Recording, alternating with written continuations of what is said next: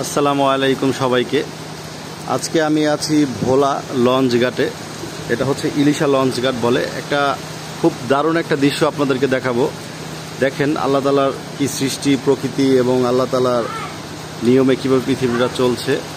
দেখেন এই পাশটা দিয়ে সম্পূর্ণ ফাঁকা, এখান দিয়ে বৃষ্টি হচ্ছে না। ঠিক আমাদের মাঝ বরাবর দেখেন দুইটা অংশ দেখা যাচ্ছে।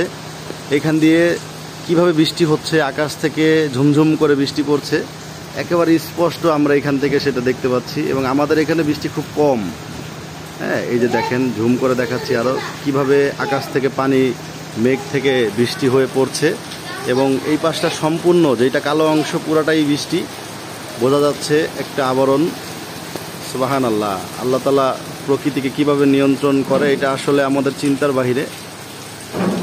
খুব দারুণ একটা অসাধারণ দৃশ্য। সামনে থেকে দূরের যে জায়গা থেকে বৃষ্টিটা হচ্ছে, আমার ফোনটা অত ভালো না, আমি দেখাতে পাচ্ছি না অত স্পষ্ট, তারপরেও যতটুকু দেখানো যায়।